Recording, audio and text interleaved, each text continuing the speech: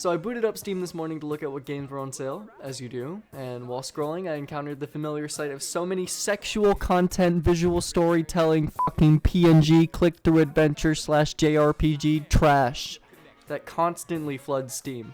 Have you ever looked at the recently released section? I mean, Jesus Christ, just look. We have fucking Tease and Please, Hentai Store, NTR Office, fucking whatever. What is that even? Shima and the Lesbian Demon Lord. What the fuck? These games often feature extremely suggestive or explicit content, barely there gameplay, and just overall weird fetishized characters. Just another Tuesday on the world's biggest PC gaming platform. And the worst part, it's not just one or two of these sleazy ass games slipping through the cracks. There are like 4 to 5 of these games being published a day. It constantly floods the recently released section, like someone left the valve wide open. Pun intended. It really makes me wonder how this stuff is even allowed on the platform, so I did some digging into it.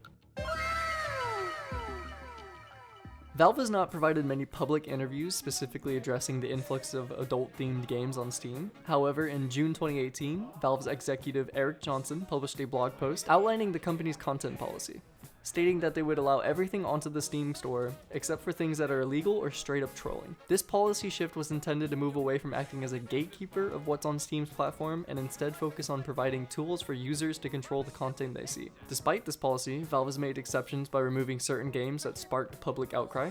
For instance, we may remember a recent game that was just removed from the Steam store that had a Overwatch character's name in the title. I'm not gonna go more past that because honestly I don't think it deserves the attention. Also in 2021, Valve rejected the game Super Seducer 3, stating that Steam does not ship sexually explicit images of real people. This decision highlighted the company's stance on live-action adult content, differentiating it from animated or illustrated adult games. So if these sexual content games aren't allowed, why are these sexual content games allowed? Because Valve makes money off of them.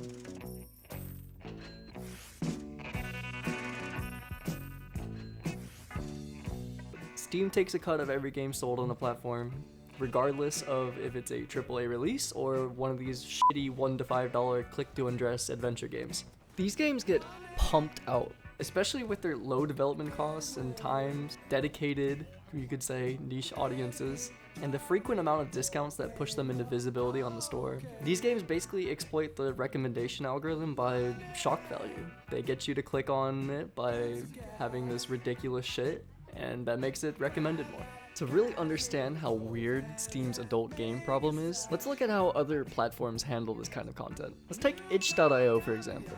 I actually never knew this, but itch.io has a ton of erotic games.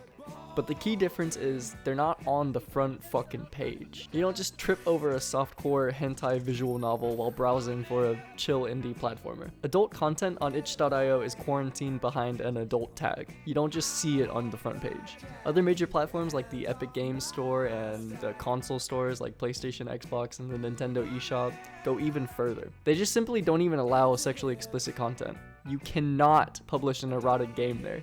So when in comparison of all these other platforms, it's kind of wild. Steam, arguably the biggest and most influential storefront in PC gaming, is doing nothing really to manage adult content.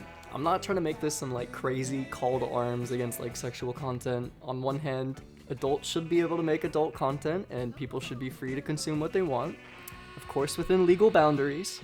But on the other hand, we now have an ecosystem where hypersexualized characters, many of them drawn to look disturbingly young, are being shoved into the face of users.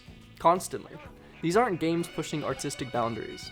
It's often just thinly veiled exploitation dressed up in pixel art and anime waifu aesthetics.